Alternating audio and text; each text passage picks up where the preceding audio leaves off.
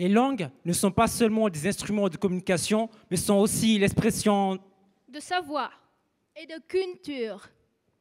Elles ne sont pas interchangeables et portent un point de vue sur le monde qui leur est propre. Toutes les langues sont d'égale dignité et toutes sont en mesure d'exprimer la complexité du monde. Il n'existe aucun argument scientifique valide pour hiérarchiser les langues. L'affirmation des particularités linguistiques d'un territoire est un facteur d'attractivité dès lors qu'elle s'accompagne d'une ouverture au grand courant de la communication internationale. Apprendre une langue n'implique aucunement d'en désapprendre une autre. Des compétences linguistiques en plusieurs langues peuvent coexister chez un même individu. En apprenant à construire le sens dans une langue première, on peut apprendre à construire le sens dans une langue seconde. Et les habitants de ces territoires sont appelés, la plupart du cas, à construire leur vie professionnelle et à exercer des droits de citoyens en français. Langue de la République. Langue du lien entre les communautés linguistiques françaises. Les compétences linguistiques des locuteurs dans leur langue première n'en sont pas moins constitutives de leur identité et à ce titre doivent être prises en compte dans tous les secteurs de la vie sociale. La diversité des langues parlées dans les territoires ultramarins constitue un patrimoine d'une richesse exceptionnelle et une réalité vivante. Une cinquantaine de langues ci-après dénommées langues d'outre-mer étant reconnues comme langues de France dans les départements et collectivités d'outre-mer. Les langues et les cultures ultramarines sont porteuses de valeurs et de savoirs et sont en mesure d'apporter des réponses aux questions de la société contemporaine liées au développement durable. Aussi, le patrimoine constitué par les langues de l'outre-mer doit-il être mis en valeur afin de permettre l'expression des langues autochtones et de garantir leur développement. L'évolution accélérée des techniques d'information et de communication doit être mise à profit pour favoriser la modernisation, la diffusion et la transmission de ces langues. Le cadre législatif et réglementaire offre des possibilités qu'il revient non seulement aux administrations de l'État, mais aussi aux collectivités territoriales, mais aussi aux citoyens eux-mêmes d'exploiter. Ces possibilités concernent l'usage des langues de l'outre-mer de l'espace public, leur équipement et leur enseignement, les pratiques culturelles et leur place dans les médias. C'est pourquoi les participants aux États généraux du multilinguisme dans les Outre-mer, réunis à Cayenne du 14 au 18 décembre 2011, appellent de leur vœu la mise en œuvre d'une politique de langue qui permette d'organiser la coexistence du français et des langues d'origine sur un même territoire. Et de concilier la nécessaire maîtrise du français et la non moins nécessaire prise en compte des langues parlées sur les territoires. De contribuer ainsi, par des mesures de prévention et de remédiation, directement ou indirectement, à la lutte contre l'illettrisme. Il souhaite l'instauration, à cet effet, d'un dialogue entre l'État et les communautés territoriales selon un principe de responsabilité partagée, visant notamment à mettre en place une offre linguistique de nature à répondre à l'attente des populations et à valoriser leurs ressources culturelles.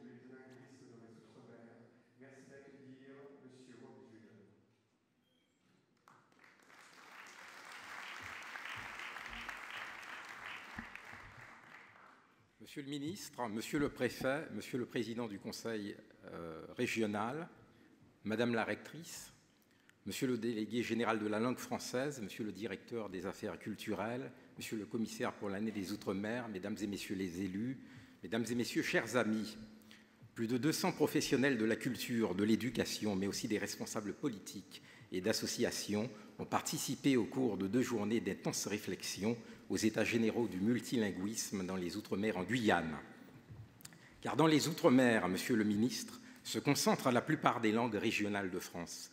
Et la France a de la chance, car la diversité des langues parlées dans les territoires ultramarins constitue un patrimoine d'une richesse exceptionnelle. D'ailleurs, l'article 75.1 de la Constitution de la République dispose que les langues régionales appartiennent au patrimoine de la France. La langue n'est pas seulement un instrument de communication, mais c'est surtout un vecteur essentiel de la culture du locuteur qui le forme et le structure dans un environnement spécifique. Il est donc important de s'interroger sur la place de ces langues dans les sociétés ultramarines et au-delà dans la société française tout entière. Longtemps, ces langues ont été considérées comme inférieures au français, la lingua franca qui avait seul droit de citer, et les autres langues étaient non seulement ignorées, mais très souvent déniées. Les locuteurs en ressentaient un sentiment de honte et d'indignité, et des générations d'Antillais-Guyanais, de Réunionnais, de Kanaks, de Tahitiens, de Wallisiens ont souffert d'une perte d'identité en voulant oublier leur langue pour mieux réussir dans la langue dominante. Si ces temps sont heureusement révolus et qu'à contrario les scientifiques sont unanimes à reconnaître que la maîtrise de la langue maternelle et d'une langue seconde a des avantages indubitables dans le processus d'apprentissage, force est de constater que la République n'a pas su faire la place qu'il convient à ces langues de ses confins. Et pourtant, qui peut douter que la France n'a jamais été aussi forte grâce à ses outre-mer? Elle rayonne sur tous les océans du monde et son soft power, son influence est aussi relayée grâce à ses créoles, à ces langues ultramarines qu'elle a occultées jusqu'à nos jours et qui peuvent constituer des relais de son influence aux Antilles, en Amérique centrale, dans l'océan Indien, dans le Pacifique. En ce début d'un siècle nouveau, marqué par la multipolarité, il n'est nul besoin pour la France d'éradiquer les langues régionales pour affirmer son unité, comme le préconisait jadis l'abbé Grégoire, l'ami des Noirs. L'enjeu est d'établir un rapport dialectique, il faudrait plutôt dire dialogique au sens d'Edgar Morin, entre les langues d'outre-mer et le français, dont personne ne conteste le rôle de langue nationale. C'est pourquoi les participants aux États généraux du multilinguisme dans les Outre-mer, réunis à Cayenne du 14 au 18 décembre 2011, appellent de leur vœu la mise en œuvre d'une politique des langues qui apporte les améliorations suivantes, déclinées autour de 6 principaux thèmes. Le premier thème concerne l'emploi des langues et les pratiques sociales.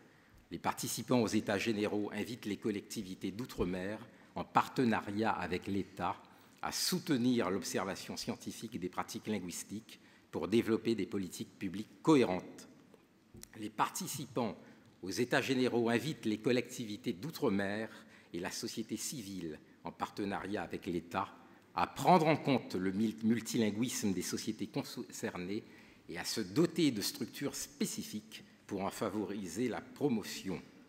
Ces structures n'ont pas nécessairement à être conçues sur le même modèle, compte tenu de l'hétérogénéité des situations linguistiques dans les différents territoires de l'outre-mer, à la condition que l'initiative en revienne aux citoyens et aux collectivités elles-mêmes, dans chaque région pourraient être ainsi mis en place des organismes de droit public chargés d'assurer la valorisation des langues d'outre-mer et le développement du plurilinguisme. Il paraît essentiel dans de nombreux territoires d'envisager des dispositifs de médiation linguistique dans la plupart des secteurs de la vie sociale, l'administration, la santé, la justice, comme il en existe déjà dans le domaine de l'éducation, afin de répondre efficacement à la demande d'interprétariat émanant d'usagers, citoyens français non francophones. Les participants ont plaidé pour que les langues de l'outre-mer soient mieux valorisées dans l'espace public, notamment à travers l'affichage public, la publicité et les médias. Le deuxième thème concerne l'équipement des langues. Les participants ont été nombreux à constater que l'absence des supports écrits entravait la diffusion et la transmission des langues de l'outre-mer et notamment pouvait accroître la difficulté de dispenser des contenus d'enseignement disciplinaire dans ces langues. Dans cet esprit, ils appellent à la constitution de grammaires et de dictionnaires et à une collaboration accrue avec les scientifiques. Il paraît essentiel, cependant, de ne pas s'enfermer dans la grammatisation des langues. De même, Ils appellent à la formalisation des savoirs portés par les langues grâce à la collecte d'archives orales, la production d'outils didactiques en langue des Outre-mer à l'oral et à l'écrit doit être favorisée, non seulement pour l'école, mais aussi pour la vie de tous les jours. Le recours à l'oralité a été préconisé là où l'information du public ne peut pas être assurée par des supports écrits. Le troisième thème concerne la transmission des langues. Les participants sont unanimes à affirmer que la maîtrise de la langue française est pour l'ensemble des populations des Outre-mer français une nécessité. Elle doit continuer à être mise au cœur des missions de l'école. Ils appellent de leur vœu la ratification ou l'élaboration de textes législatifs ou réglementaires qui consacrent le droit d'un enfant à apprendre à lire dans sa langue maternelle. Les effets cognitifs du multilinguisme sur des enfants d'âge scolaire n'en ont pas moins été soulignés. Les recherches actuelles montrent en effet qu'une étude structurée de la langue parlée au quotidien est de nature à améliorer les performances des élèves dans les différents domaines d'apprentissage, y compris et surtout dans l'apprentissage de la langue française.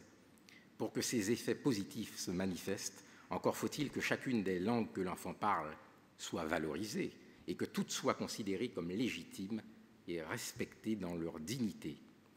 Les principes définis dans le schéma directeur de développement de l'enseignement des langues d'origine dans les collectivités d'outre-mer peuvent servir de point d'appui pour le système éducatif dans son ensemble, étant entendu que s'il existe des principes communs, il n'y a pas de formule unique pour l'enseignement de ces langues. Des expérimentations doivent également se poursuivre pour l'acquisition de savoirs disciplinaires autres que le français. Dans le domaine des langues étrangères, par exemple, les phénomènes d'intercompréhension rendus possibles par les pratiques plurilingues sont à exploiter. D'autres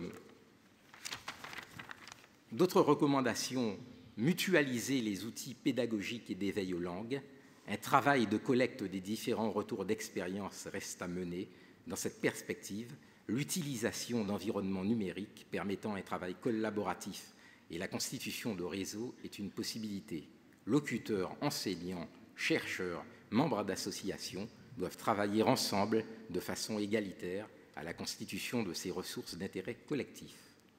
Assurer la formation des enseignants à la diversité linguistique et culturelle, en particulier celle du territoire où ils sont en activité. Le travail de mutualisation des outils pédagogiques va dans ce sens. Il s'agit de mettre à la disposition de tous les enseignants dans l'outre-mer une palette de méthodes et de dispositifs pour que les didactiques mises en œuvre s'adaptent au mieux au contexte spécifique de chaque territoire. Maintenant, concernant les technologies de la langue, c'est un peu technique.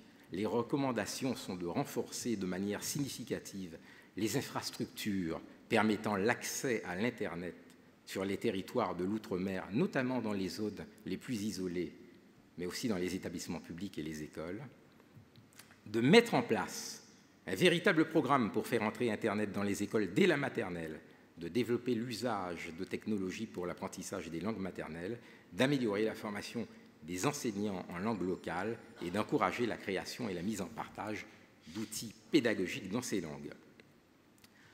Mettre en place une action stratégique appuyée ou coordonnée par le ministère de la Culture en faveur du développement des pratiques d'écriture en langue de France sur Wikipédia, notamment à l'école.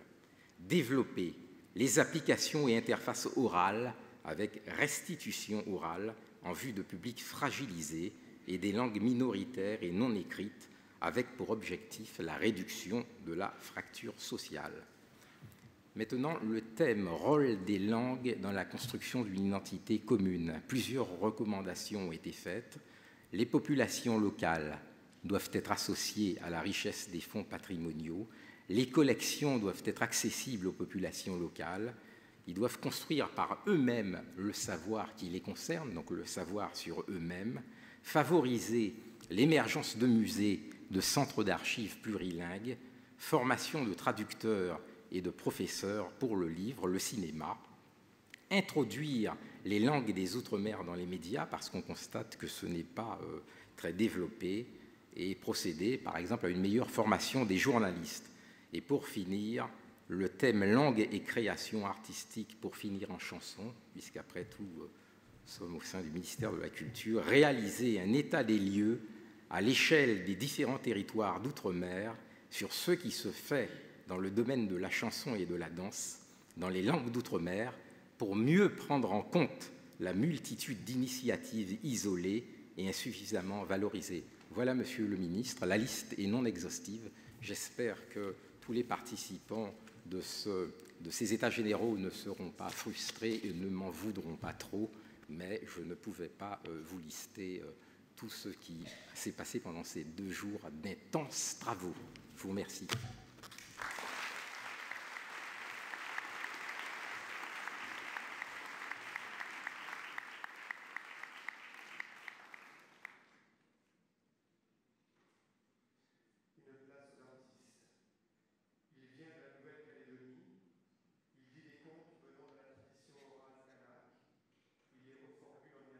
Sa propre sensibilité, il se laisse porter par la musicalité des mots et affirme être un artiste de l'oral.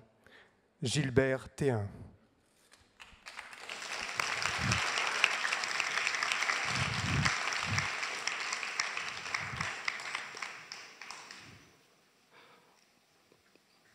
Bonsoir, et c'est une toute petite histoire qui a grandi dans le voyage et qui ne demande pas plus qu'un peu de place dans vos oreilles ce soir. C'est une histoire qui a voyagé dans le temps, et c'est cette histoire qui m'a choisi de vous la raconter ce soir.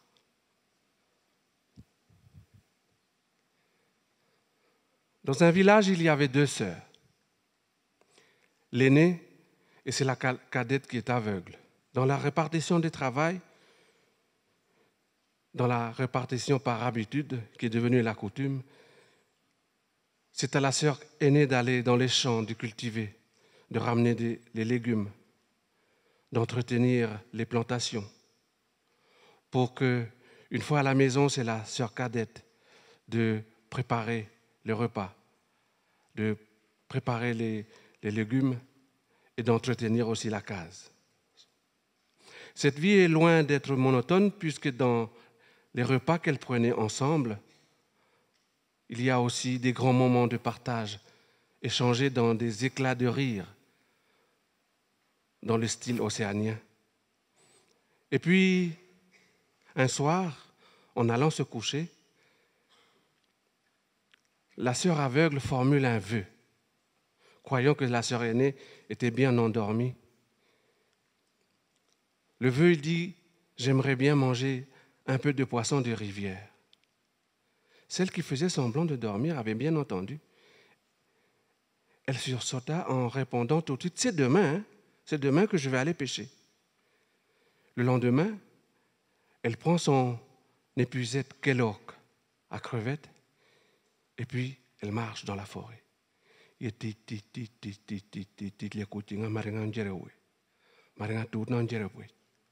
Parce que c'était le trou d'eau.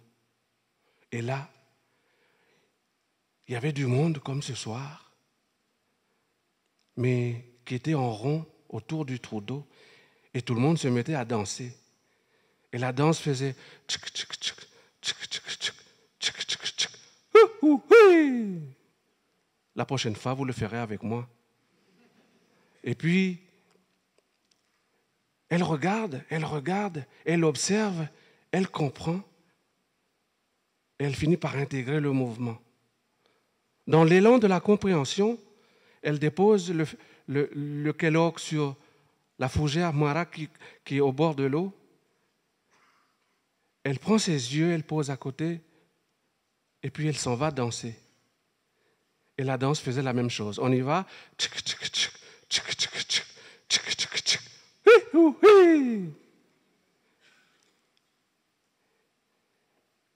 Et juste au cri final, elle dit « Où est mes yeux? Où est le soleil ?» Et ses yeux de lui répondre « Oh, le soleil est encore en haut, hein? Tu as le temps de danser. » Et ça reprend de plus belle. oui. Oui, mes yeux, où est le soleil? Oh, le soleil il est un tout petit peu descendu, mais il n'est pas tout à fait encore en bas. Tu peux encore danser. Oui. Où est mes yeux, où est le soleil? Ah, tu dois faire attention, le soleil est presque rentré dans l'eau.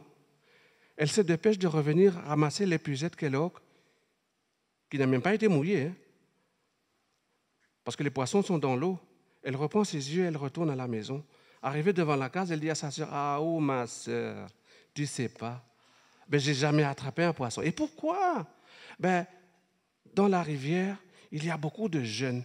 Vous savez, les jeunes de maintenant, là, qui font des jeux dangereux, là, ils lancent des projectiles dans tous les sens. Et je n'ai pas très envie de me blesser, voire même perdre mes yeux. Ou non, surtout pas perdre tes yeux. Hein. Ça suffit déjà avec moi.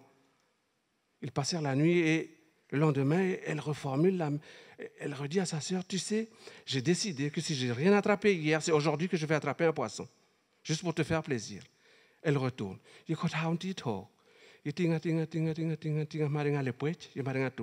Parce que c'était le trou d'eau. Les mêmes individus étaient toujours là, les inconnus. Ils se mettaient à danser la même danse qu'hier. Et comme on a dansé hier, maintenant on doit savoir encore plus faire. Oh, mes yeux, où est le soleil? Il est encore là, il est encore au ciel, hein, tu peux encore danser. Et ils se mettent à danser. Et ils ont dansé toute la moitié de la matinée et toute l'après-midi. Et puis, au cri final, elle a repris l'épuisette et ses yeux, elle est retournée à la maison. Ah, oh, ma sœur, tu sais, j'ai encore rien attrapé. Oh oui, pour cette fois, ce n'est pas bien grave. Surtout, ne perds pas tes yeux. Et le lendemain, en voulant retourner pêcher, la sœur aveugle s'est doutée de quelque chose. Et elle a pris la décision de la suivre. Et elle a trouvé le chemin avec ses pieds. Et elle a marché. Et arrivée au bord de l'eau, elle a entendu. Hé, j'ai une pile là. Dena. Elle entend le bruit de la danse. Elle s'est approchée, et elle a entendu la conversation. Où est mes yeux? Où est le soleil? Le soleil est encore en haut. Ah, il s'est approché, elle s'est approchée encore plus. Où est mes yeux? Où est le soleil? Le soleil est un tout petit peu avancé, mais il n'est pas encore rentré dans l'eau. Elle ramasse les yeux, elle met dans son panier, elle retrouve le même chemin pour arriver à la maison. Arrivée à la maison, elle prépare les yeux dans un menu que ne nous a pas donné la recette. Et puis, elle attend tranquillement sa sœur. Au cri final, sa sœur continue à « Où est mes yeux? Où est le soleil ?» D'après vous, plus personne ne répond. C'était un silence douloureux. Et puis, elle a reformulé « Où est mes yeux? Où est le soleil ?» Toujours personne. Et puis, elle s'est doutée de quelque chose. Elle a retrouvé le chemin du retour avec un peu plus de mal, parce que sans expérience, comme l'autre sœur, elle est revenue à la maison.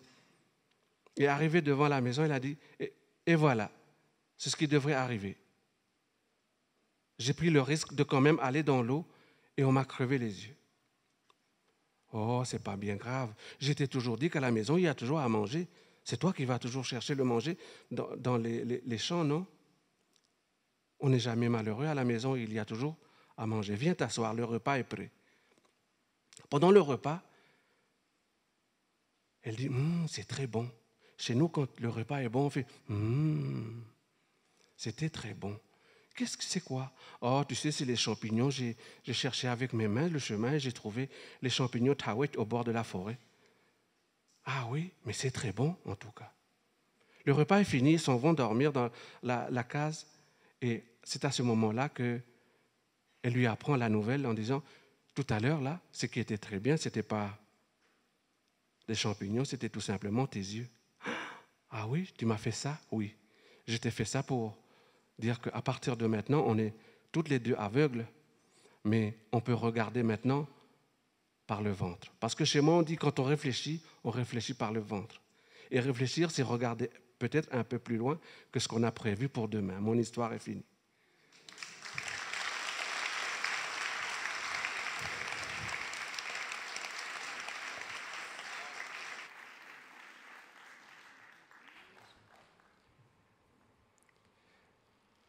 La compagnie Théâtre de la Ruche présente en lecture un extrait de Lucie. Le spectacle a été créé en 2010 en résidence dans l'Est guyanais, puis à Regina et à Saint-Georges de l'Oyapock. Il a été depuis représenté plus d'une 50aine de fois en Guyane, Guadeloupe, Brésil, Suriname et au Festival d'Avignon. Le texte est inspiré du roman Lucie comme les chiens de Catherine Ray. Il est mis en image par Anne Bernardi, interprété ce soir par Grégory Alexander, Edmar Poliak, Anita Raga Santamaria, Roland Zeliam, et pour les accompagner à la musique, Nicolas Anjour Apourou et Émile Romain.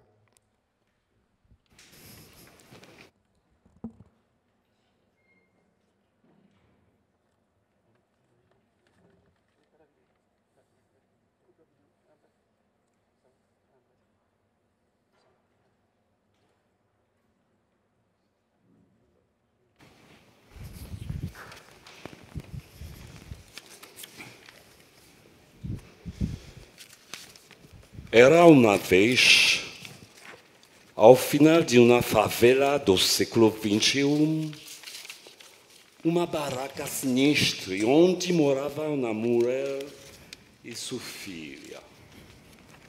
Il était une fois, au bout d'un bidonville du XXIe siècle, une cabane sinistre où vivaient une femme et sa fille. La vie était précaire et la femme n'avait guère d'autres ressources que ses charmes, pourtant bien entamés. L'enfant, conçu en des ébats non identifiés et sans doute peu salubres, était né abîmé. Une déformation de la hanche la rendit boiteuse. Une coquetterie dans l'œil lui conféra un regard étrange et déroutant, et surtout, elle ne parla jamais. Ces handicaps avaient valu à la mère une allocation du gouvernement et elles subsistèrent ainsi avec les extras de la mère entre le bidonville et la forêt. Un jour, peu avant que la fillette eût atteint ses 14 ans, le facteur apporta une lettre. Nan demanda qu'il la lui lise. On annonça que l'allocation enfants handicapés allait être supprimée.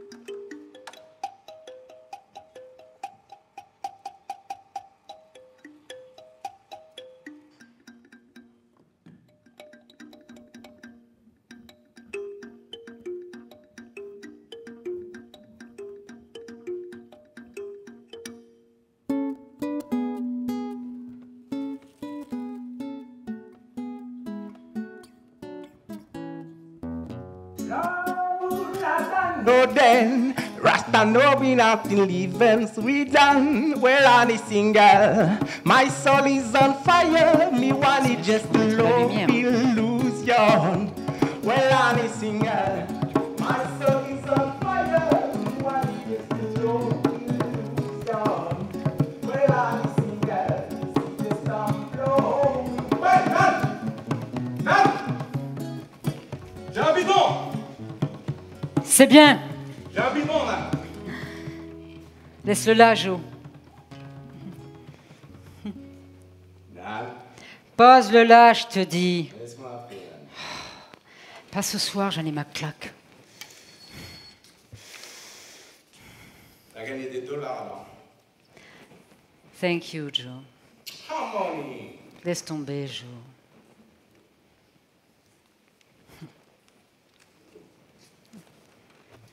Je te fais le bidon à $5. Fils de... Ton nom, tu vas la chercher toi-même. Jo!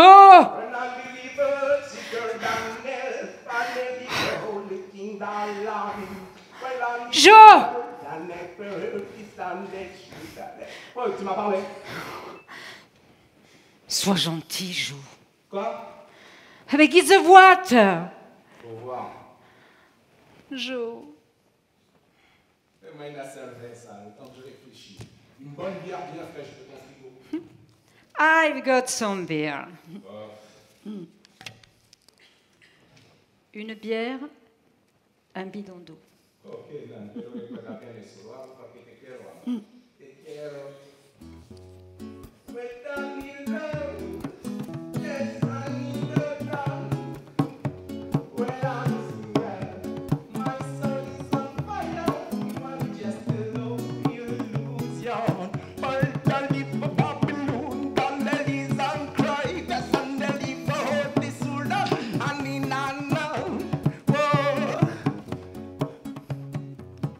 Just like.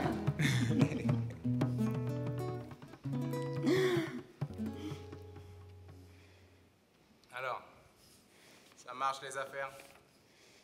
T'occupe. C'est les clients qui t'apportent la bière? Laisse tomber, Jo. Pourquoi tu me laisses jamais à moi une petite place dans ta vie? I just want a little place in your life. Tu paies pas assez cher, Jo. Cochino! Marrano! Hey, sinon, laisse-moi jouer avec ta fille. I just want to play with her. Déjame après beconner ya por lo menos. Crazy you! Et que son affaire ni siquiera se entarara. Casse-toi. Ça lui ferait du bien, Nana. Regardez! Voy por la escopeta. I take the gun in hand. Eh ben, vas-y, va le chercher ton fusil. Crève-moi ces nuages un bon coup, faut que ça pète. Depuis ce matin, je te le dis, faut que ça pète. Basta, Jo. Merci pour la voix. Within the liver dancer, they run the liver, oh, I know. Hey, Kurt. Lita, be triste.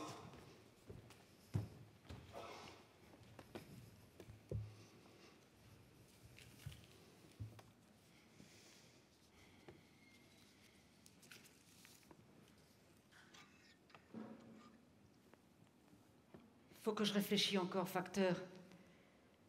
Mais lo tengo que pensar. I need some time more. Sorry. Des occasions comme celle-ci, c'est pas tous les jours. Take your chance, Dan. Estaforados, yo te digo. Je te donne jusqu'à demain, Dan. Mañana? Till tomorrow. I can't decide. You have to. Après, il faudra leur dire si tu ne marches pas. Il y a un truc qui colle pas. So rich people.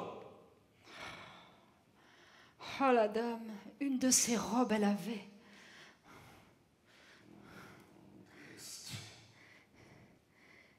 Y el collar. Menudo collar llevaba. Very important people. Des gens très distingués. Ma Lucie, ils ont dit qu'ils en prendraient bien soin. Ils étaient prêts à payer tout de suite. Cash. C'est juste que... Just say yes, say yes, say yes. Yes, but...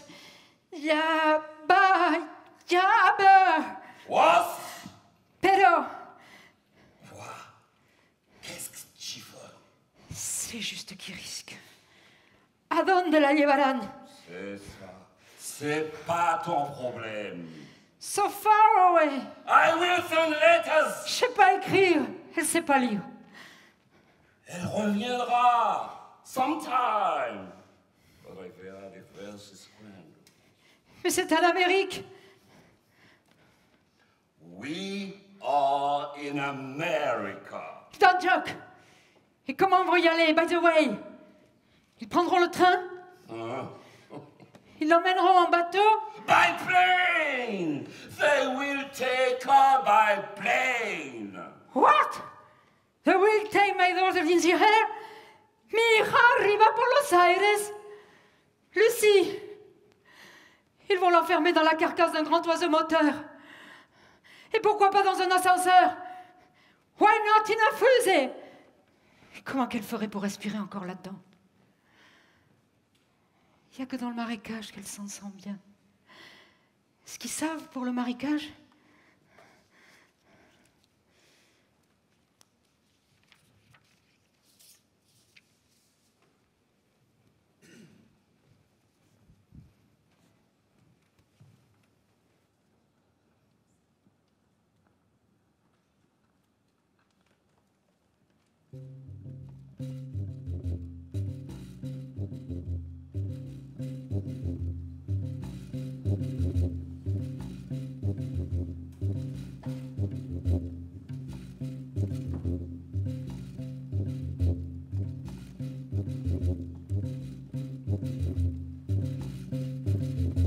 Voilà.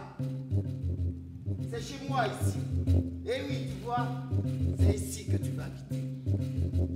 Qu'est-ce que t'en dis, hein? C'est pas une jolie petite maison, hein? T'attendais pas à un château, dis. Hein, quand même. Allez, souris un peu. Montre-moi comment tu souris. Tu feras le ménage de ci, de là. Range tes déchets. T'occuperas aussi du jardin. Pareil que t'as pas ton pareil pour ça. Como ves, es una casa muy bonita, en la que antes vivía con mi mujer. She's dead. De maladie. Les pièces du fond, tu n'y entreras pas. Libère. Les clés, je les ai toujours avec moi. Des fois, je serai obligé de partir quelques jours. Il ne faudra pas que tu t'inquiètes. Tu t'occuperas de la baraque comme une jeune dame, hein, princesse? Princesse? Tu aimes que je t'appelle princesse? Hoche la tête pour dire oui. C'est pas difficile. Secoue. Non. Tu sais faire ça au moins. Ta mère m'a juré que tu savais. J'espère qu'elle ne m'a pas roulé, ta mère. J'espère qu'elle ne m'a pas trompé sur la marchandise, ta mère. Ne cherche pas à me prendre pour un imbécile. N'y pense même pas. Y no me mires como si yo fuera el diablo en persona. Ta peur, je la sens. Je suis un vieux monsieur qui ne te veut pas de mal. Si tu te montres coopérative, tu n'auras rien à craindre de moi. ¿No quieres sentarte? ¿Ni sonreír? ¿Ni beber? ¿Ni mover la cabeza? ¿Nada? Cuando tengas ganas ya lo dirás. Faut que j'aille me pieuter. Tu piges? Soy un anciano cansado. La route.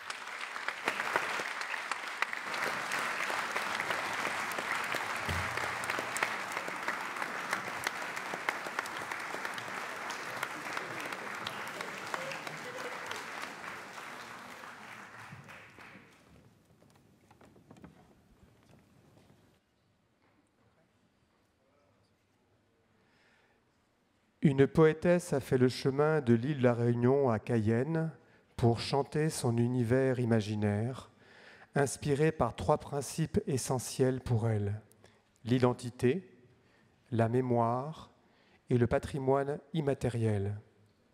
Merci d'accueillir maintenant Judith Profil.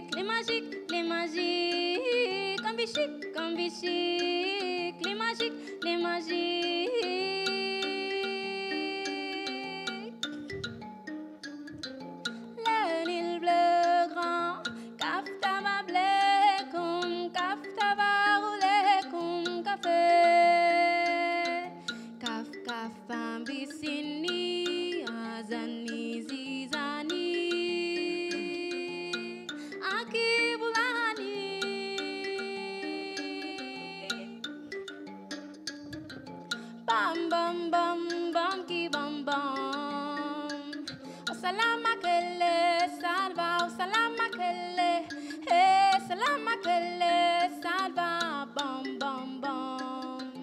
Le Nil bleu, il trace un sommet en baisse, sommet bandaise, sommet en baisse, sommet bandaise. Dame crée, femme là.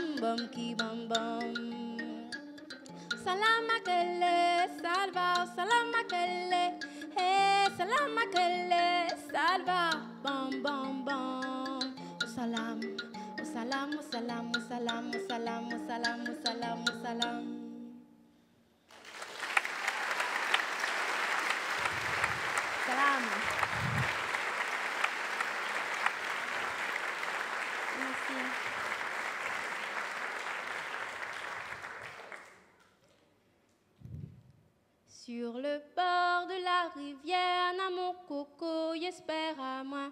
Oh, sur le bord de la rivière, na mon coco, y'attend à moi. Mon coco, si tu aimes à moi, sors de la rivière, viens embrasser à moi. Mon coco, si tu aimes à moi, sors de la rivière, viens embrasser à moi.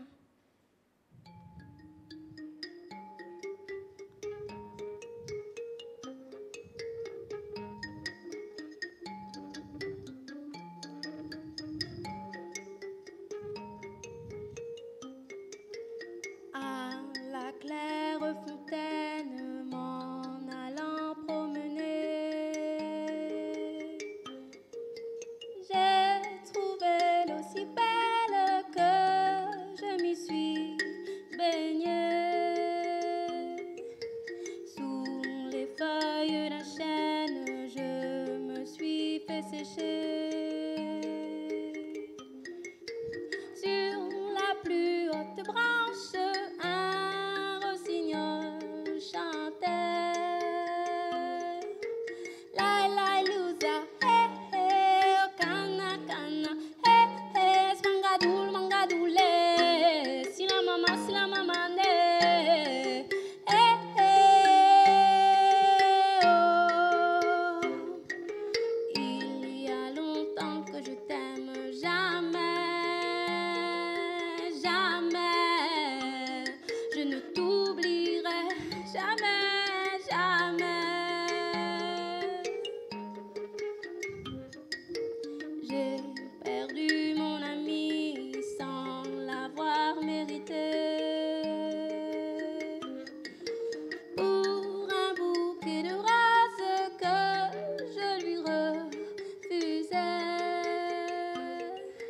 Je voudrais que la rose fût encore rosée.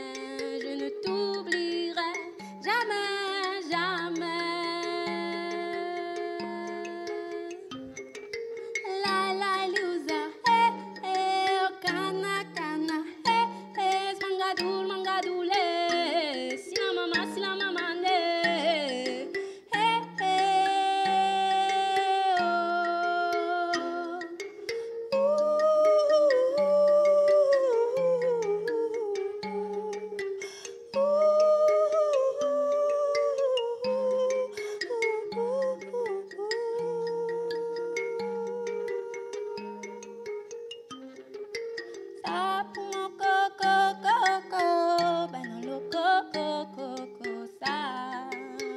Oh, ça pour mon coco, ben dans le coco, ça pour mon coco, ben dans le coco, ça. Oh, ça pour mon coco, ben dans le coco, ça.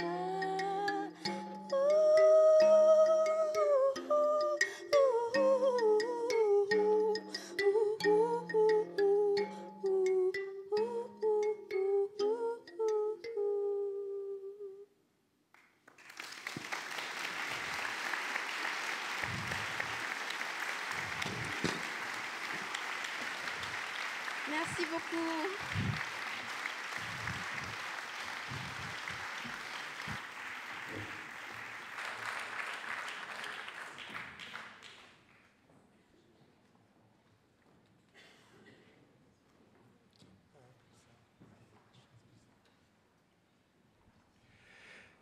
Place à un diseur de parole. Lui aussi a voulu témoigner par ses mots pendant ses états généraux. Il partage maintenant 4 poèmes de son répertoire. Poèmes de Monchoachi, de Pablo Neruda, d'Aimé Césaire et de Joby Bernabé lui-même.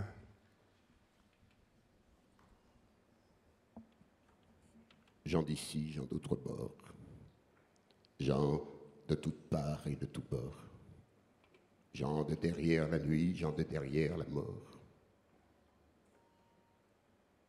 Gens de pluie et de lune, gens du silence et de la mémoire, gens de l'errance, gens de la présence absente, gens de l'ivresse, gens du lointain, gens du conte et du songe, gens du serein et de la minuit, gens du temps d'outre-temps, gens des abîmes, gens du signe et du masque, gens de la belle parole, gens de la parabole, gens de la promesse et de la quête, gens de récitation, gens de ressuscitation, gens d'alliance, gens d'audience, gens du renouement, gens de la métamorphose, gens des nuits sans lune, gens des mangroves et des savanes à criquets, gens de pays couronnés d'écume et de varech. Nous voici, mais la parole nous précède. Maître de l'ombre, si près qu'il advint que notre vie se contempla dans sa plus belle mort, la plus profonde à l'ombre de toute mort. Plus d'une fois nous crûmes à la naissance de l'homme, et puis l'ombre avançait et recouvrait tout. Combien de morts pour une vie, combien d'hommes pour l'homme. Du moins, subsiste-t-il des traces, joues figées tant suspendues au fil du sens, bouches amères de trop croire, bouches en cœur de trop savoir, traces dans la trace, nuit dans la nuit, comme un autre combat à mener pour arracher l'homme à son humanité. Plonge avec moi, frère, au fond de la mer de sel, et renais avec des ailes. Lâche l'homme de misère sur la terre de cendre, et couvre ton corps de manteau de cristal. Les joues claires en goût de cannelle et habits de muscade, là où tu es, il est un pays qui ne s'arrête pas. Ose, il est midi, frère. Ah, comme je t'aime lorsque tu marches sur ton ombre, lorsque le soleil descend au-dessus de ta tête comme un anneau de cuivre, lorsque ta bouche devient âcre comme râpe, les joues claires en goût de cannelle et habits de muscade, là où tu es, il est un pays qui ne s'arrête pas. Fils de l'aube, je t'ai attendu droit sous la calebasse d'or, avec dans le creux de la main mère et mancenillier. Pour naître à la vie, il faut monter les marches célestes. Jamais encore, je n'ai vu plus belle heure que l'heure de la solitude. Alors, je t'ai vu venir sur le sable nacre, corps meurtri de moules morts, traînant sous les pieds l'empreinte des siècles humains, car toi aussi, tu l'as porté, frère. Ah, qui osera jamais lâcher la croix de l'homme, qui osera la piétiner, les joues claires en goût de cannelle et habits de muscade, là où tu es. Il est un pays qui ne s'arrête pas. Meurs, frère, puisque tu n'es autre que le jouet de la mort. J'ai vu tes yeux et ta misère dans tes yeux, telle une bête prise au piège. Je viendrai dire mon chant à ta veillée. Mais quoi? N'est-ce pas seulement l'humain qui en l'homme se meurt? Les jours clairs ont goût de cannelle et habits de muscade, là où tu es, il est un pays qui ne s'arrête pas. Après cette parole de salutation qui est de mon chorachi, elle a été transposée du créole par l'auteur même et que j'ai intitulé « Chant d'alliance et d'audience ».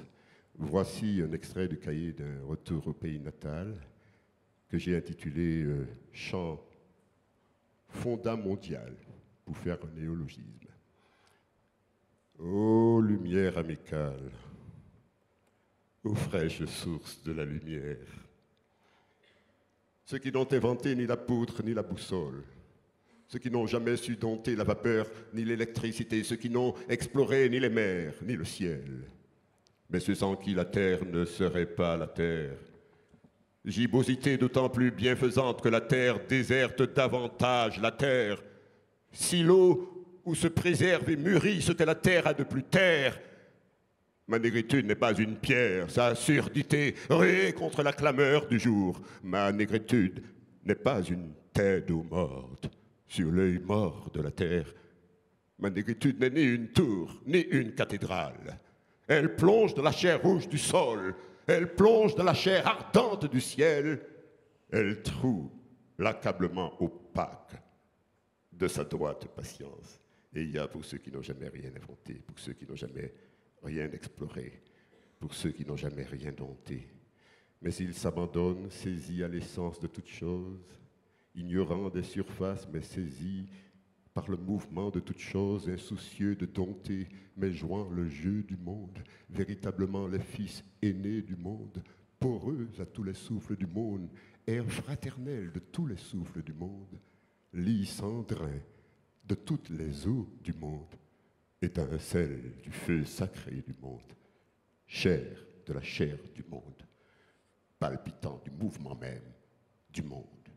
Et il y a pour la joie, et il y a pour l'amour, et il y a pour la douleur, au pis de l'âme réincarnée. Aimé Césaire. Merci. Et voici un chant de Pablo Neruda que j'ai intitulé « Chant de refondation et de renaissance ».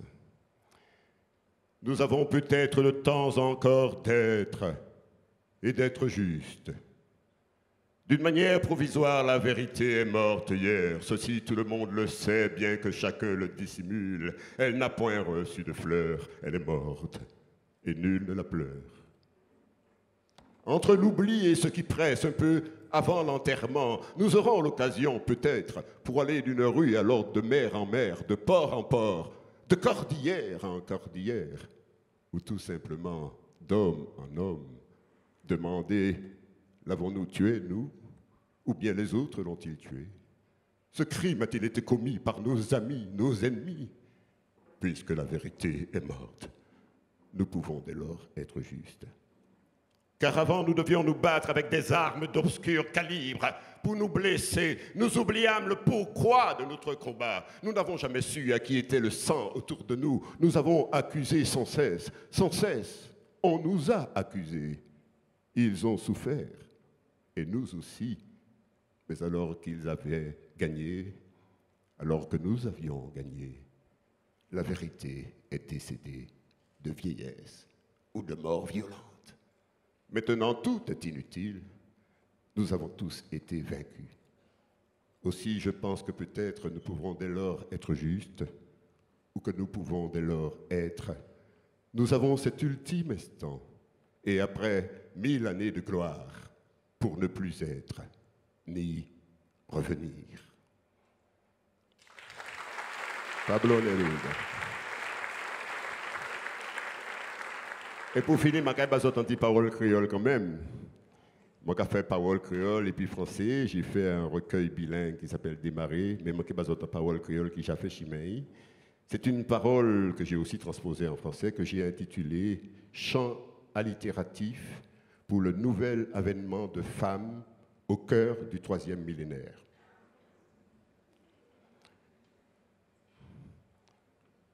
Femme flèche à tourner nom en colibri, femme flèche qui a pitié nom en mi-tantier, femme fil qui a vopé nom en poêle zéo, femme fiel qui a fan froid nom qui coûte langue, femme folle qui a panche nom en bout de manchio. Aïe, fout femme flèche, fout femme ni fil, fout femme fiel, fout femme folle, mais fout femme fort, les femmes fait temps, fait force pour fort. Femme can, qu'a douci nom avec zie du yo, femme gam, qu'a véglé nom avec l'eau faillot, femme ram, qu'a ramé nom en tout le yo, femme lam, qu'a nayé nom en drosier yo, femme flamme, qu'a brûlé nom en débrayo. Aïe, fout femme can, fout femme ligam, fout femme ram, fout femme lam, fout femme flamme, mais fout femme fort, les femmes fait temps, fait force pour fort. Femme flot, qu'a tourné folle pour un babiole. Femme trèfle, qu'a pède la carte pour un watché. Femme fap, l'eau pépézé mille en monéo. Femme bœuf, qu'a trimé vête en bajouk nom. Femme faible, qu'a chigné chêne en toute chimée. Aïe, fout femme flot, fout femme trèfle, fout femme fap, fout femme bœuf, fout femme faible. Mais fout femme fort. Les femmes fait temps, fait force pour fort. Depuis avant, non. Avant première génération qui prend souffrance et délivrance. Non, t'es jacacoué d'avant, et puis bête a fait l'éternité. Soleil, badier en bas, coup de yeux, ou flamboyés, entrailles, l'ennui, c'est pas la vie rentrée dans le corps, et qui s'y met au pendidon, neuf la ligne pleine, en les boudins. Pour te chaille avant chaille faite, grand jour clairé des bols genoux, ou mettez non ma sous la tête. Ou soit en pays, puis la chair, ou puis chalet, ou puis la soie. Aïe, femme, qui moun qui n'ose mal pas les femmes, aujourd'hui, t'en l'est, qui femme, qui sait parler des femmes, sans épantant, pesé, crachat, 700 siècles froid, en fond gauche lit. Aïe, femme, si ouais, m'en c'est nommé, non. Parole moins, senti la fumée qu'a filtré en bas qu'on arrive, la fumée en qu'a fait chimée. Quand on arrive là, lui-même, c'est fêlé. Trois roches, on doit toujours là. Où c'est réel d'eau qu'on note la vie. Où c'est mamelle, divini, non. Merci. Merci.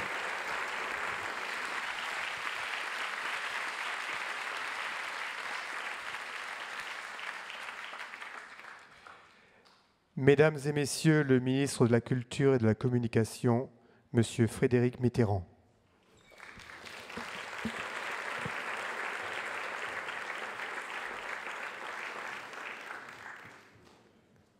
Avant toute autre chose, je voudrais remercier les artistes qui se sont produits ce soir et qui ont donné un bel exemple de tout ce qui nous rapproche. Et je voudrais aussi remercier M. Robijude pour cette synthèse tout à fait passionnante de vos travaux.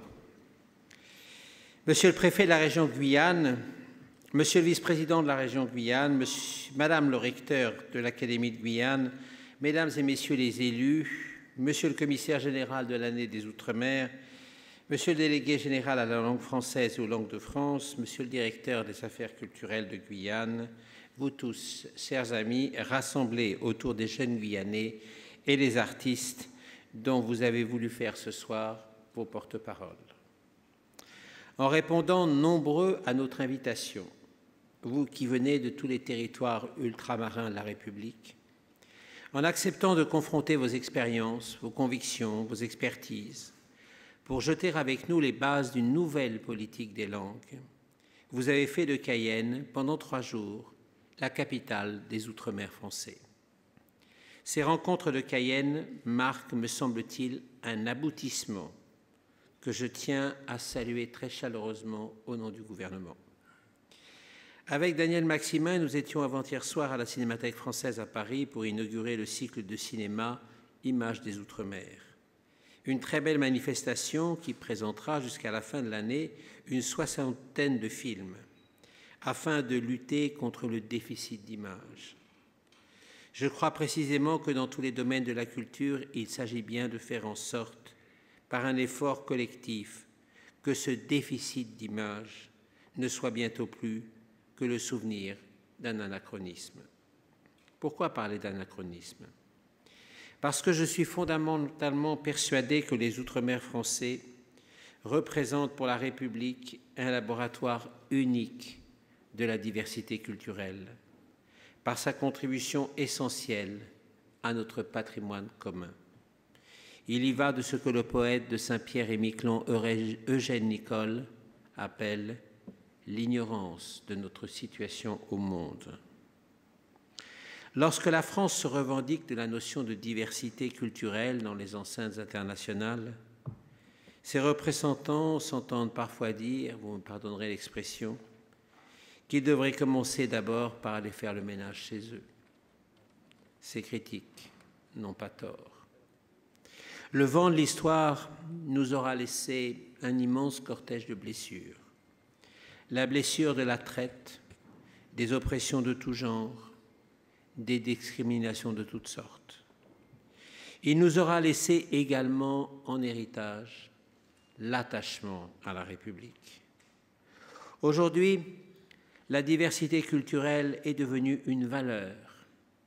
Que de chemins parcourus en quelques décennies. Pour autant, les cultures ultramarines souffrent encore d'un manque de visibilité et de reconnaissance dans le cadre de la République. C'est ce déficit qui fait par exemple que le cinéma ultramarin sera resté longtemps à l'état de promesse. C'est ce à quoi des personnalités comme Ozan Palsi et tant d'autres s'attellent. Raoul Peck, par exemple, qui dirige l'école du cinéma, la FEMIS, et qui nous apporte toute la richesse de sa perspective haïtienne sur la question. J'ai voulu, sur tous les fronts, faire des cultures ultramarines une priorité de mon action à la tête du ministère de la Culture et de la Communication. C'est dans cet esprit que j'ai lancé, voilà plus d'1 an, un plan d'action pour l'outre-mer qui commence, je l'espère, à porter ses fruits. Remédier au déficit d'image, ce n'est pas se contenter de symboles. Ceux-ci, pourtant, sont importants, voire essentiels, comme la cérémonie en l'honneur d'Aimé Césaire au Panthéon, auquel le président de la République a rendu hommage. Je pense également aussi à toutes les formes de reconnaissance publique données aux artistes ultramarins, ou encore au classement du Maloya ou des tambours de la Guadeloupe au patrimoine immatériel de l'UNESCO. Dans le domaine de la reconnaissance, on n'en fera jamais assez. Ce sont autant de marques d'attachement à l'une des composantes essentielles de nos identités culturelles. Mais bien sûr, le symbole, les symboles, ça ne suffit pas. Lors de mes déplacements en Outre-mer, je n'aurais pas ménagé mes efforts, notamment pour veiller à ce que les Outre-mer soient toujours pris en compte dans les initiatives de portée nationale lancées par le ministère que j'ai l'honneur de servir. Dans le domaine du patrimoine, par exemple, les chantiers sont nombreux. Lorsque j'ai créé en septembre dernier le label des Maisons des Illustres, qui met en réseau 111 lieux dans lesquels s'inscrit la mémoire des grandes figures des lettres, des sciences, de notre vie politique, sur l'ensemble des territoires, j'ai veillé à ce que l'outre-mer soit bien sûr représenté par plusieurs sites emblématiques, comme par exemple ici en Guyane, la maison de Félix Eboué, que nous sommes en train de restaurer parmi d'autres exemples, ou encore celle d'Anne-Marie Javoué à Mana. Pourquoi pas demain, celle d'un grand man prestigieux. Les enjeux patrimoniaux, ce sont aussi par exemple des projets comme celui de transformer à Mayotte le palais du gouverneur en un musée de la culture et de l'histoire mahoraise, dont Mayotte a tant besoin. Stéphane Martin, le président du musée du Quai Branly, m'a beaucoup aidé pour définir les grandes lignes de ce projet. Mieux prendre en compte les Outre-mer pour mon ministère, c'est également soutenir les scènes du spectacle vivant dans tous les Outre-mer. Théâtre, centre dramatique, compagnie de danse. Tant reste à faire, notamment en matière de labellisation nationale des structures existantes et en création de nouveaux équipements. Je suis très reconnaissant au travail remarquable des directions des affaires culturelles de mon ministère qui accompagnent au quotidien la dynamique des coopérations avec les collectivités territoriales. Les défis à relever sont parfois relativement aisés à résoudre et dans d'autres cas, ils peuvent impliquer des investissements plus conséquents. Dans tous les cas, l'essentiel, c'est que la coopération entre les collectivités et l'État puisse être la plus étroite, la plus riche possible et que la culture en Outre-mer ne reste pas dans l'angle mort des rapports avec l'État et la métropole. Sur tous ces chantiers, je crois qu'au moins nous pouvons nous dire que nous avons atteint un point de non-retour. Et ces dynamiques pourront être relayées d'ici peu par l'Agence nationale de promotion des cultures ultramarines, dont je peux annoncer aujourd'hui le lancement officiel par mon ministère et celui de l'Outre-mer au tout début de l'année 2012. Mais enfin, aujourd'hui, c'est par les langues que nous terminons ce grand coup de projecteur qu'aura été l'année des Outre-mer. Nous terminons par les langues, ou plutôt, nous commençons par les langues. C'est un superbe symbole, parce que chacune de nos langues détient un fragment d'universel, parce qu'aussi nous avons la République et la langue française en partage. Sur les 75 langues de France qui ont été identifiées en 1999, les 2/3 sont des langues ultramarines.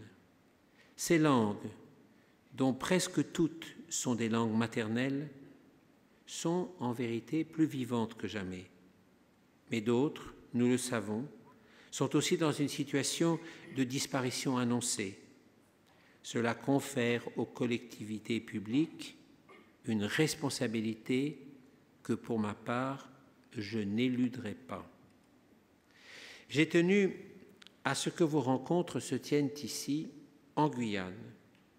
Tout d'abord, parce que les collectivités territoriales de Guyane, le Conseil régional et son président Rodolphe Alexandre, sont fortement engagés dans un travail particulièrement nécessaire de reconnaissance des cultures dans leur diversité, en même temps que de décloisonnement des communautés. Nous avons développé des projets communs auxquels je suis particulièrement attaché.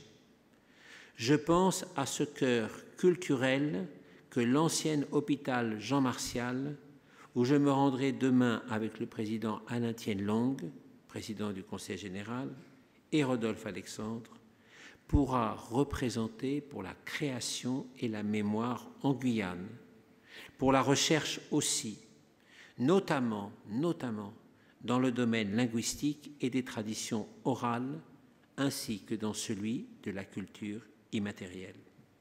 L'hôpital Jean Martial, au cœur de Cayenne.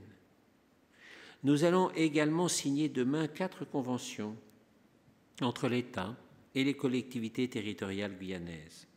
Une convention cadre de développement culturel avec la région, une autre entre cette dernière et le Centre national du cinéma, une convention de développement culturel territorial avec Saint-Laurent-du-Maroni, une convention territoire et lecture avec Maripasoula. Parmi les raisons d'organiser à Cayenne les États généraux du multilinguisme dans les Outre-mer, il y a bien sûr la formidable richesse et la complexité du patrimoine linguistique guyanais. 19 langues d'usage courant, dont 7 étrangères, parmi lesquelles le portugais du Brésil, le cantonais, le mandarin, entre autres, le créole guyanais, bien sûr, les 4 créoles bushinengue à base lexicale anglaise ou anglo-portugaise, le mong, 6 langues amérindiennes.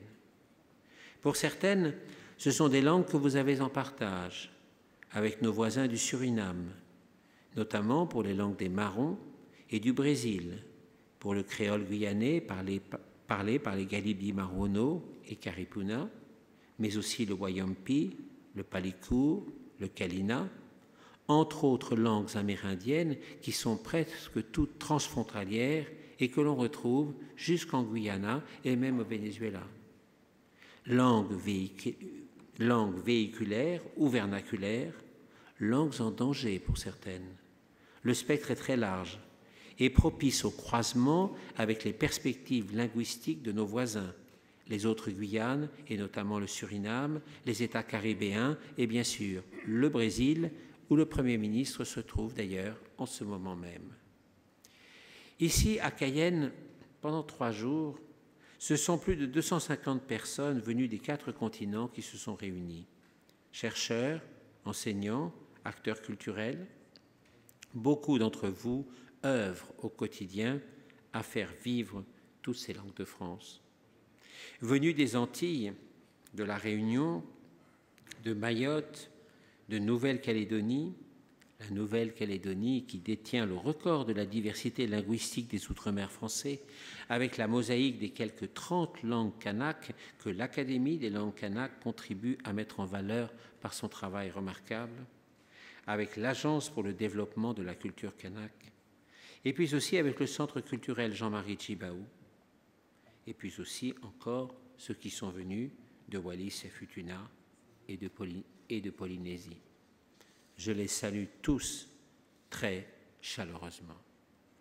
Je tiens également à saluer la délégation générale à la langue française et aux langues de France, M. Xavier Nort et ses équipes, pour leur engagement, pour leur travail patiemment construit, bien en amont, par des réunions préparatoires, en Nouvelle-Calédonie, à La Réunion, aux Antilles et bien sûr ici même, avec la complicité et le dévouement remarquable de mon ami Michel Collardel, le directeur des affaires culturelles de Guyane, et celle de son équipe, qui mène ici, en Guyane, une action essentielle.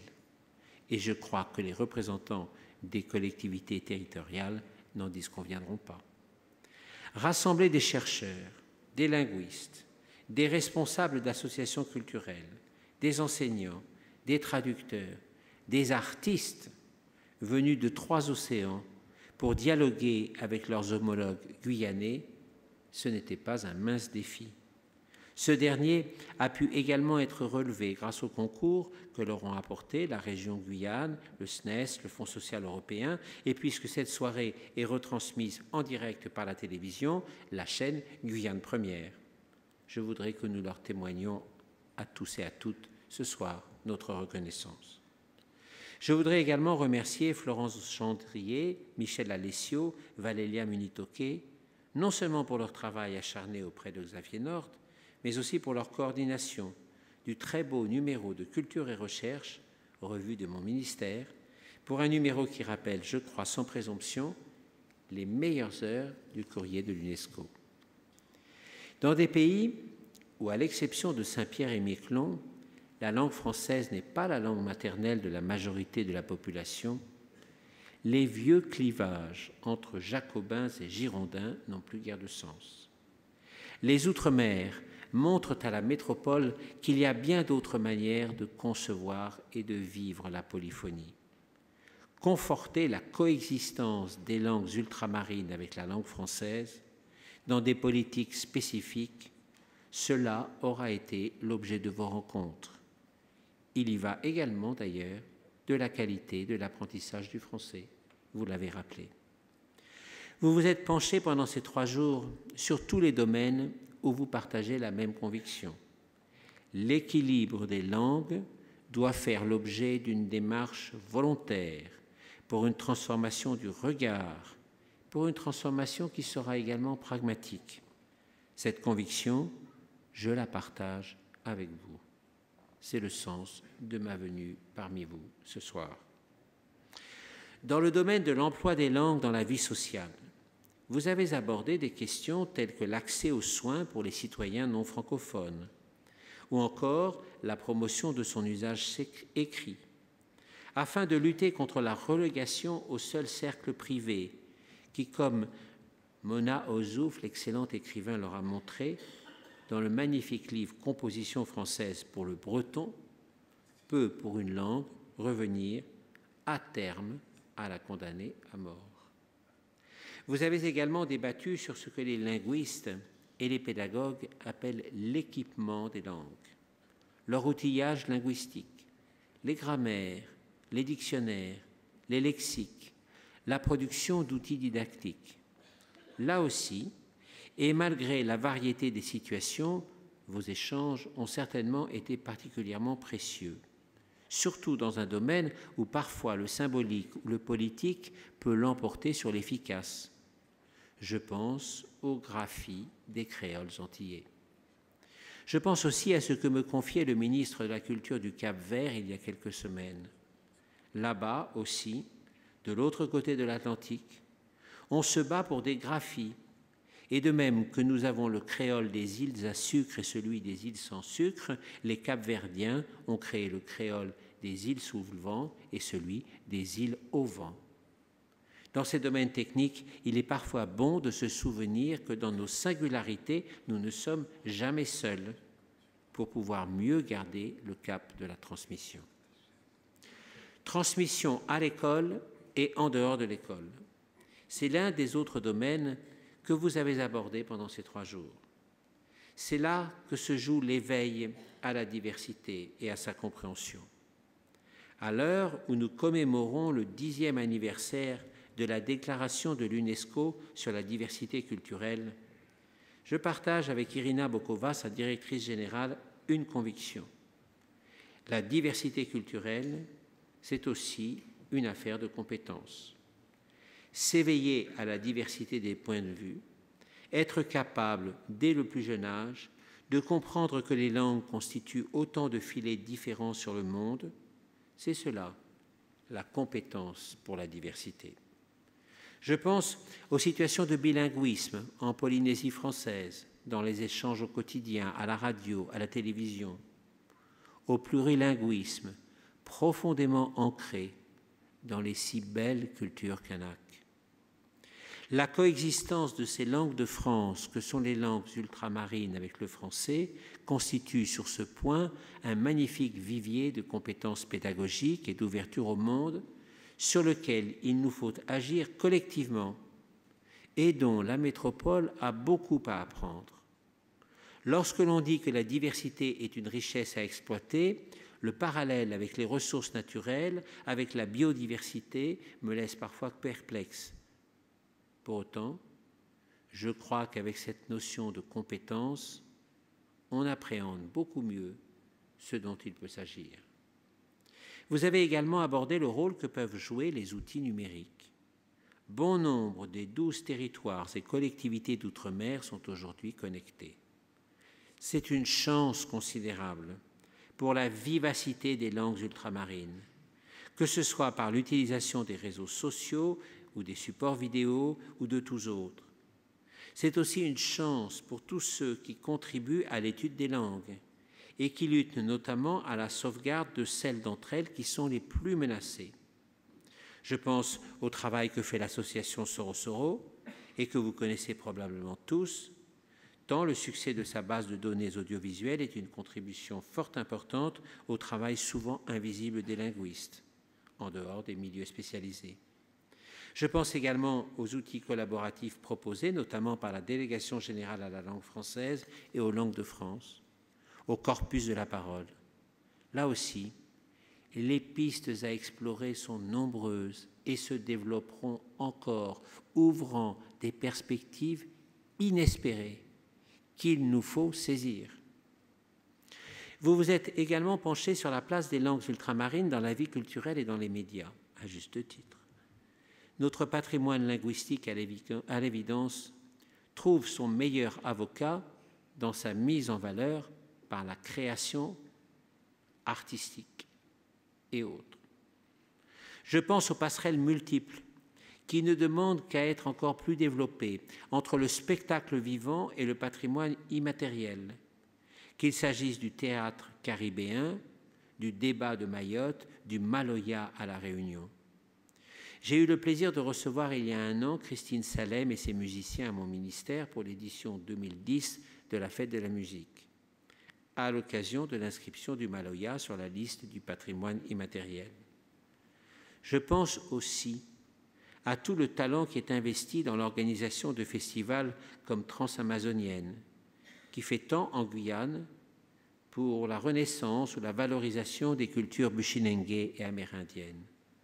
Je pense aux traditions orales, aux contes de l'enfance, à l'art oratoire tahitien, à cette si belle histoire kanak qui nous a été racontée il y a quelques instants. Les exemples abondent de cette fantastique richesse verbale, orale, onirique, sur laquelle il faut veiller pour la préserver, pour la mettre mieux en valeur sans la dénaturer. Dans le domaine du cinéma, que j'ai brièvement évoqué, la baisse considérable des coûts rend la production et la réalisation beaucoup plus accessibles qu'il y a 30 ou 40 ans, où seuls quelques fous géniaux se jetaient à l'eau.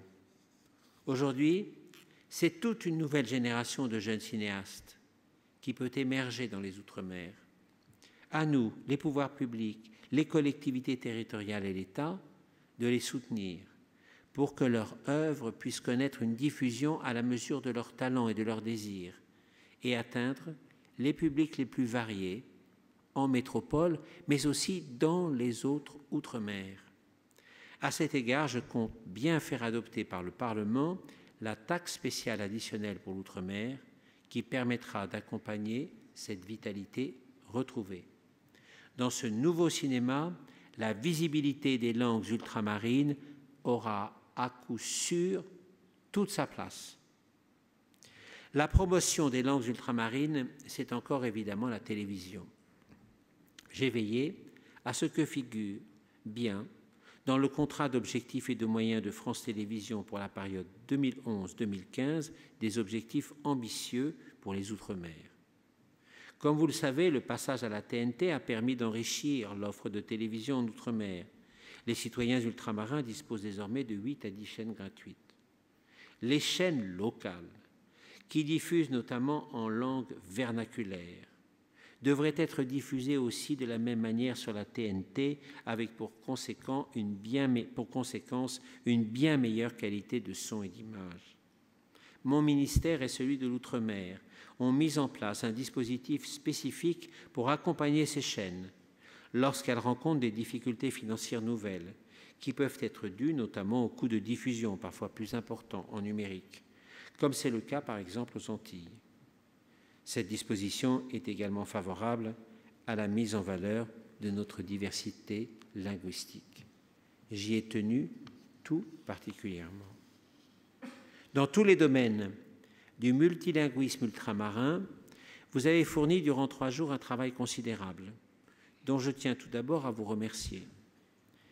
J'examinerai avec une attention toute particulière le relevé de conclusions auxquels ont abouti ces États généraux et dont vous venez de nous présenter la synthèse. Je voudrais saluer d'abord le nombre et la qualité des recommandations produites dans les ateliers et en séances plénières. Ils témoignent à la fois d'un long travail de préparation et d'un engagement que vous partagez dans l'ensemble des Outre-mer. L'idée précisément de ces rencontres était précisément de produire cette mise en perspective jusqu'alors inédite entre des pays si différents qui ont cependant quelque chose en partage d'extrêmement fort, le multilinguisme. Vous n'avez laissé de côté aucun domaine de développement ou de mise en valeur du multilinguisme ultramarin. Pour n'aborder qu'un seul sujet, au titre des langues dans la vie sociale en général, il convient de rappeler, comme vous le faites, que rien ne s'oppose à leur emploi, dès lors que celui-ci est assorti d'une version en langue française qui a valeur juridique.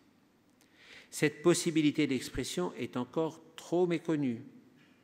Or, elle est ouverte à tous, y compris aux services publics et aux administrations, particulièrement à l'échelon des collectivités territoriales. Il y a là un moyen formidable pour assurer la visibilité et la légitimation, s'il en était besoin, des langues de France. La publication bilingue par une commune de la revue municipale, de textes émanant du Conseil, l'adoption des formes correctes et traditionnelles des noms de lieux, conjointement aux formes officielles qui s'en écartent parfois. Autant de moyens de promotion du multilinguisme ultramarin sur lesquels les collectivités locales pourraient s'engager si elles le désirent et qui peuvent bénéficier de l'appui de l'État. Ces instruments sont entre vos mains. Prenez-les, utilisez-les. Nous serons au ministère de la Culture et de la Communication avec vous pour mieux y parvenir. En matière de langue régionale, il faut le rappeler, l'article 75.1 de la Constitution, adopté en 2008, a introduit par son inscription au titre 12, consacré aux collectivités territoriales, un principe de responsabilité partagée entre ces dernières et l'État. C'est tout un espace de concertation et de collaboration inédite qui s'ouvre et qui doit prospérer.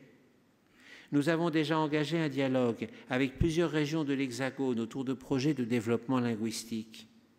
Il va sans dire que l'outre-mer se prête par excellence à ce type d'approche. Ces états généraux doivent être le point de départ et je sais que vous attendez du concret, des annonces précises qui seront suivies des faits. Les idées que vous avez débattues, dont beaucoup relèvent d'un cadre interministériel, m'ont paru d'une grande pertinence. J'ai bien entendu le message qu'elles portaient. Il ne restera pas sans suite. Je ferai part à mes collègues du gouvernement, parmi les mesures susceptibles d'être prises, de celles qui intéressent directement leur domaine d'intervention.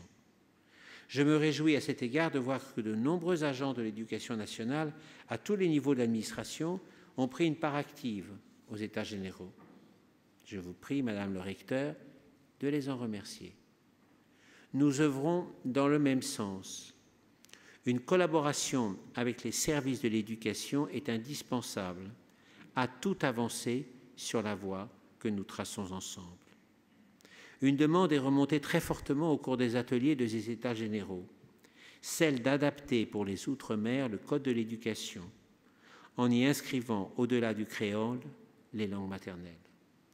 Cela ne relève pas de ma compétence directe, mais je comprends cette demande, qu'en tant que ministre de la Culture et de la Communication, je me dois de relayer.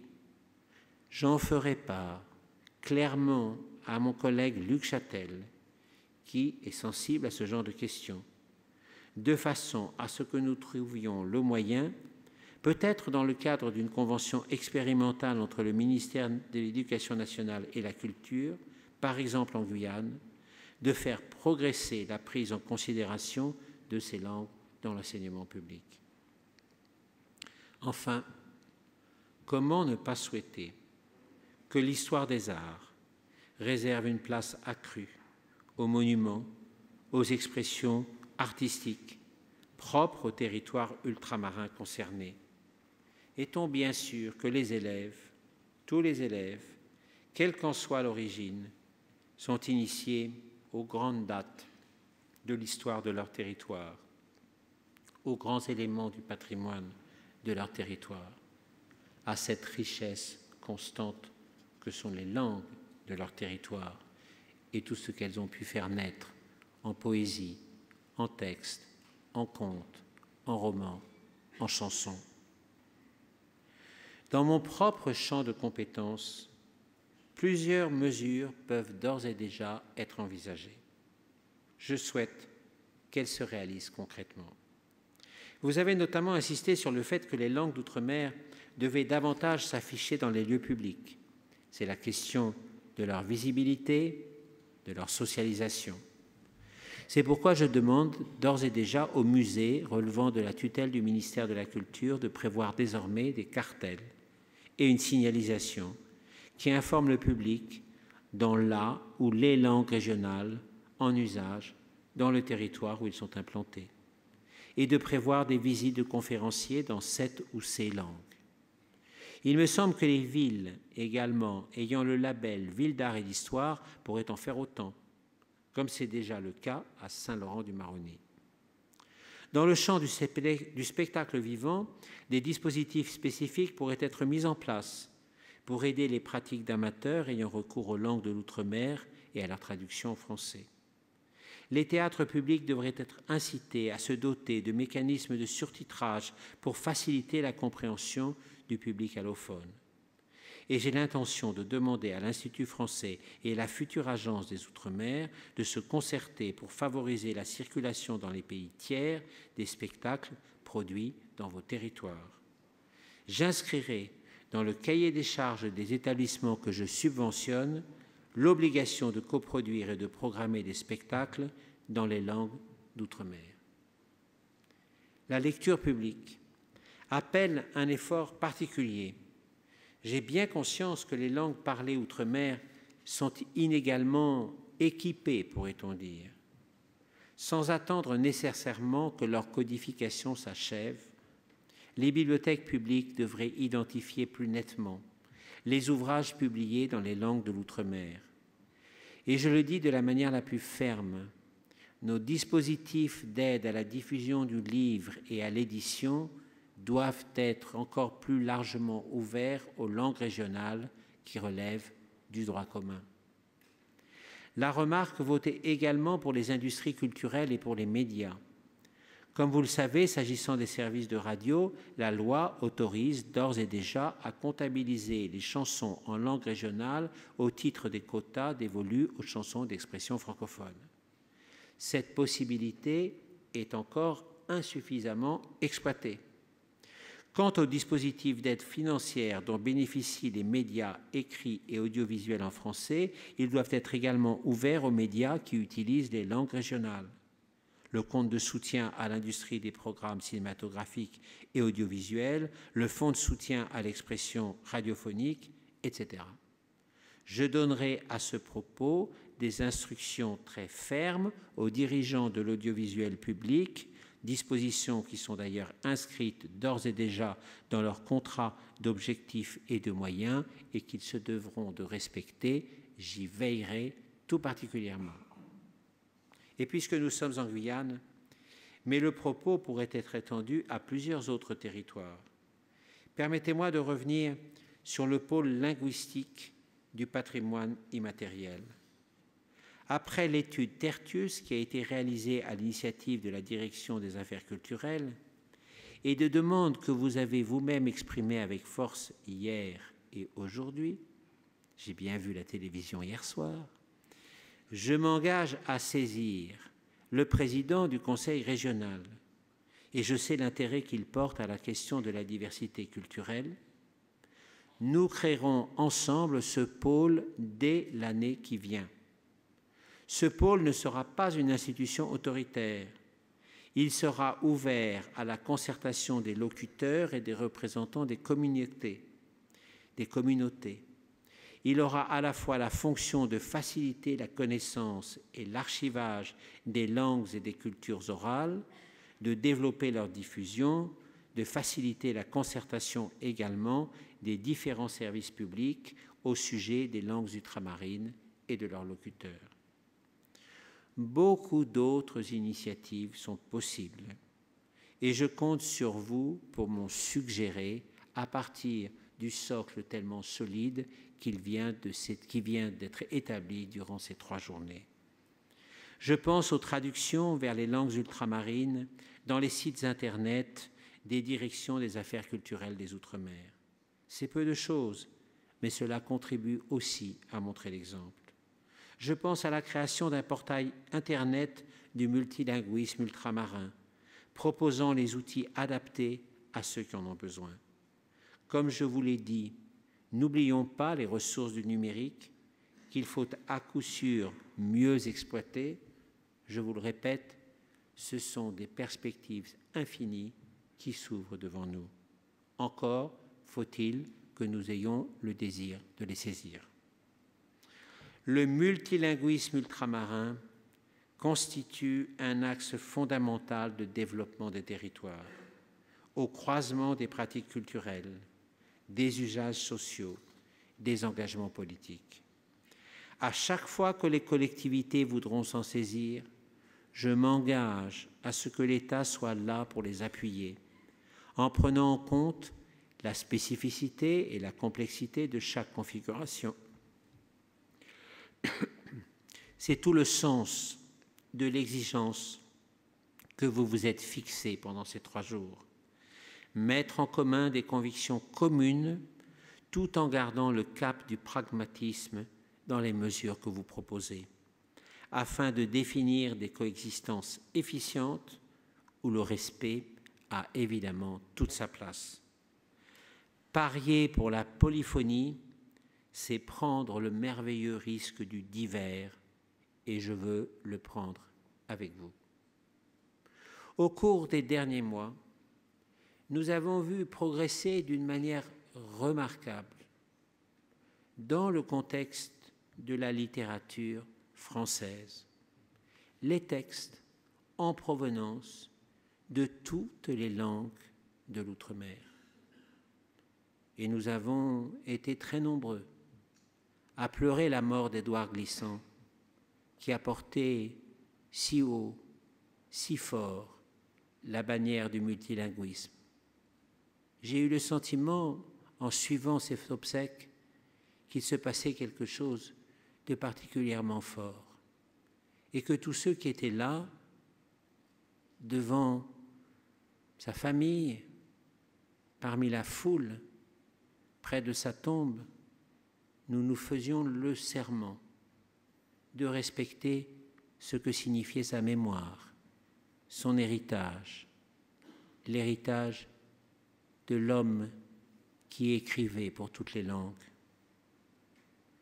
Je voudrais finir sur un autre mot, celui de Joseph Sobel, l'auteur de La rue Cazenègre, qui écrivait dans un poème dédié à Aimé Césaire « J'écoute l'oxygène de ton verbe.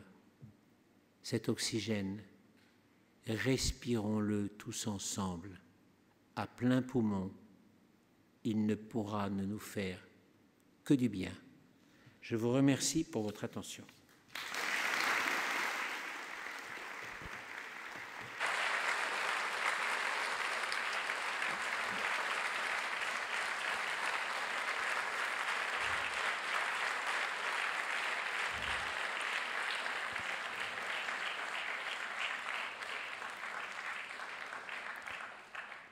Nous vous invitons à rejoindre l'Atrium pour le cocktail de clôture. Les femmes Saramaka de l'association Aitanga seront heureuses de vous y accueillir.